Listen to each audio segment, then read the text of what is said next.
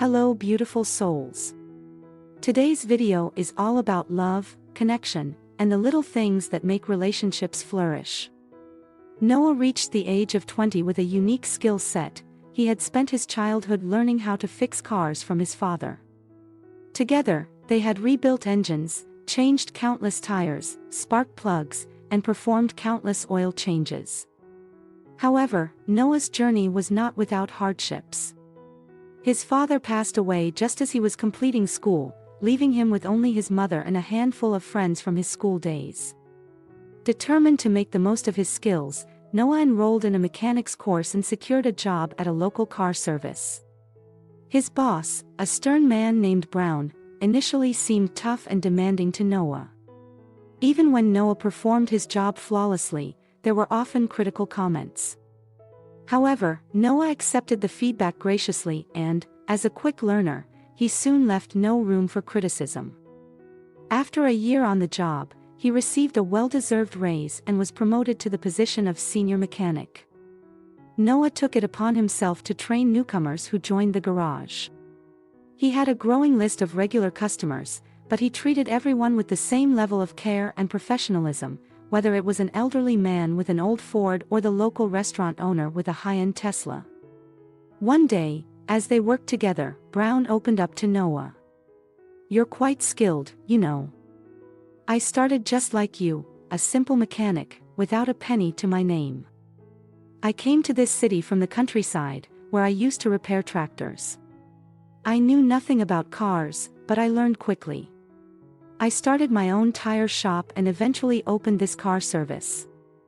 Sometimes, you have to climb over others to make progress. That's just how life is," Brown revealed. Noah nodded, a quiet understanding passing between them as he absorbed the wisdom of his experienced boss. However, in his heart, Noah couldn't fathom a scenario where he would climb over others to get ahead. One day, a blonde woman in a striking red Mercedes pulled into the garage. She stepped out of the car, exuded an air of confidence, and approached a mechanic who wasn't currently working. Arrogantly, she inquired, "Who's the best mechanic here?" The young man pointed to Noah, who rose from his seat with humility. "It's me," he replied softly. Unfazed by the woman's demeanor, Noah examined her car. The young woman, surprisingly, responded to his professional approach with a smile, not a hint of rudeness or typical sarcasm. She found it rather unusual to encounter such a well-mannered man in a place like this. As Noah identified the issue, the woman mentioned that she could wait while he fixed it. Fortunately, there were no other customers that day. Taking a seat beside him on a bench, the young woman observed Noah's work. She found him to be gentle, polite, and diligently hardworking. In another auto service, they might have kept the car for an entire day, and that would be the minimum duration. Urgency often came with additional charges, but Noah promised to have it done in just a few hours. As she watched him, the young woman couldn't help but ponder his circumstances. "I suppose he's not wealthy, given that he works hard here," she thought. But should that be the sole determining factor? Meanwhile, Noah felt a growing unease as she continued to observe him closely. "I can't concentrate with her watching my every move. It's a bit embarrassing," he thought. "Why is she sitting here? She could have called a taxi or gone to a cafe." Despite her kindness, he couldn't help but feel that he was not on her level. Noah did his best to conceal his excitement despite his inner satisfaction. An hour later, he had successfully repaired the car. Noah took the time to explain the issue and offered advice on preventing further problems. He approached his work with the dedication of a doctor who had just cured a patient. To him, every car had a life of its own, and it was his solemn duty to nurse them back to health. "Thank you," the blonde woman replied sincerely. "If I need anything else, I'll be sure to return." Noah nodded appreciatively, relieved that she was about to leave and would no longer be there to make him feel self-conscious with her beauty. However, the young woman unexpectedly lingered, her gaze fixed on him. Noah was taken aback and asked, blushing, "Is there something wrong?" I'm just waiting for you to ask for my phone number, she replied shyly, looking at him with a friendly expression. Or do you have other plans tonight? No, not at all. It's just not part of my job description, Noah responded, his confusion evident. The young woman, accustomed to being hit on by people all the time, seemed surprised that this man paid her no attention.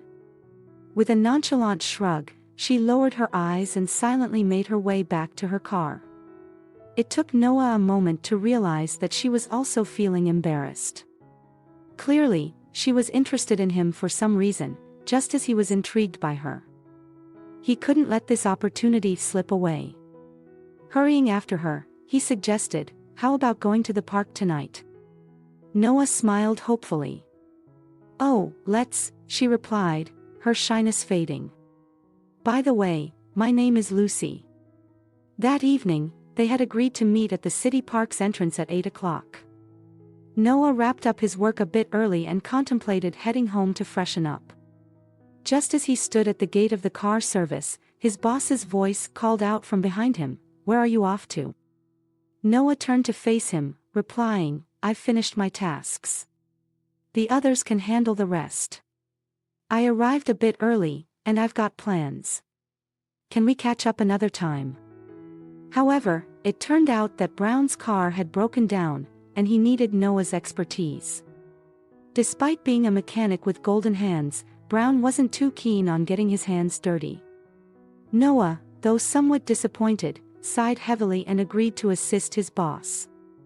As a result, Noah returned to the garage and worked alongside Brown for another 2 hours until the car was finally repaired. Afterward, he rushed to the park, hoping that Lucy might still be waiting. However, upon reaching the park entrance, he found it deserted. The streets lay quiet, with the streetlights casting reflections on the damp asphalt. It was evident that no one was waiting for him near the park. Meanwhile, Lucy walked down the street with a heavy heart. She had waited for Noah for over an hour, but he had not shown up. She began to assume that perhaps he had chosen to teach the wealthy guy a lesson instead of meeting her.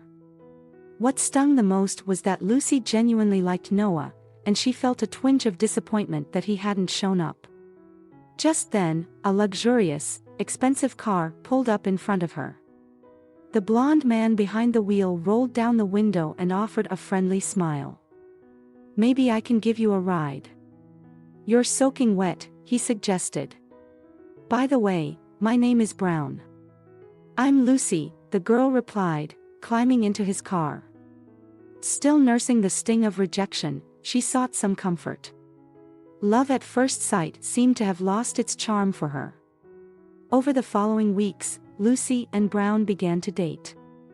They dined at restaurants, took leisurely evening strolls, and gradually grew closer. Lucy eventually discovered that Brown was the owner of the auto repair shop that had done such a fine job fixing her car and had unwittingly stirred emotions within her. One day, Lucy contemplated whether she should visit the garage and face Noah to let him know she was now dating his boss. As she arrived at the garage, Noah spotted her car and hurried over. "Hello, I'm so glad to see you. You know, that day I got held up at work and couldn't call you, but I was genuinely late," he explained. Lucy was relieved to see the sincerity in Noah's words. Engaging in a conversation, they lost track of time. However, their interaction was interrupted by the arrival of Brown. "Oh, it seems you two have already been introduced," Brown exclaimed, a hint of jealousy in his tone. "This is Noah, my finest mechanic, and this is my fiancée, Lucy." In Noah's absence, they exchanged warm pleasantries. Lucy felt a bit perplexed but decided not to correct Brown's assumption, opting instead to meekly leave with him. During the car ride, she mustered the courage to ask Brown why he had referred to her as his fiancée. His response was arrogant and possessive, explaining that he simply wanted to ensure that his mechanic, Noah, wouldn't dare to compete with him. Noah, on the other hand, felt utterly defeated. His spirits were lower than ever, and he couldn't find a way to lift himself from that emotional low. He questioned Lucy's motives for coming to the garage. Was it merely to flirt? He dismissed her as a spoiled rich girl and decided that he would no longer pay her any special attention. She was just another customer, nothing more. In the meantime, Lucy came to the realization that she didn't want to continue her relationship with Brown. They had significant age differences, differing tastes, and contrasting life priorities.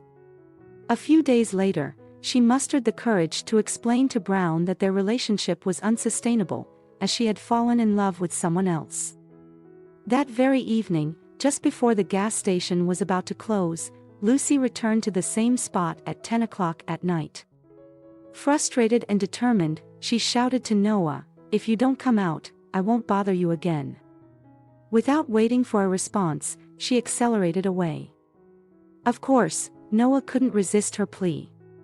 When they finally met, they candidly shared their feelings and thoughts, leading to a wonderful evening that concluded with a heartfelt kiss on the doorstep of her house. However, Brown had witnessed the entire scene. He stood off to the side, clutching a huge bouquet of flowers, hoping to reconcile with Lucy and ask for another chance. As he observed Lucy's new love interest, he harbored resentment, thinking, "So this is the guy you've fallen in love with? Well, he's going to pay for it." With determination, Brown got into his car. 2 months passed, during which Noah and Lucy planned their upcoming wedding. They were deeply in love and yearned for more than just cohabiting. They wanted to formalize their commitment to each other. One day, a well-dressed man arrived at the garage in an expensive car, insisting on Noah's specific service. He warned Noah that if anything happened to his car, Noah would be held personally responsible. Noah diligently serviced the vehicle, but the owner didn't return that evening. Closing the shop for the night, Noah went home, only to discover the car in a dreadful state the following morning. The windows were shattered, and the vehicle was dented as if someone had viciously attacked it with a pole. It took Noah a moment to realize that he had been set up. When the car's owner returned, he angrily accused Noah of taking the car for a joyride. A heated confrontation ensued, eventually escalating to a physical fight. In the end, it was Noah who found himself at the police station, facing charges of assault, endangering life, and causing damage to valuable property. "I didn't do it. They can't prove it was me." "I wasn't there," Noah protested, maintaining his innocence. "We have security cameras. We'll review the footage," Noah suggested when the car owner and the boss approached him to discuss the situation. "We'll prove your innocence. Don't worry about it. We have the best lawyer. He can prove anything to anyone," Brown responded ambiguously, his voice tinged with a metallic tone. "But if you decide to break up with Lucy, there won't be any charges at all. No jail time, no debts, nothing. You'll find another job, another girl, and everything will be fine. Consider it." Noah suddenly understood what Brown meant by treading on people's heads. Now, it seemed that Brown was figuratively stepping on his head. "Do you realize you're ruining my life?" Noah asked, his frustration mounting. "It's not our fault that we love each other, but we do," Brown retorted with an air of indifference. "And I don't care," Noah replied resolutely. "It's the only choice I have now." Brown smirked smugly. "I won't leave her, and I'll take responsibility for any debt if the court orders it.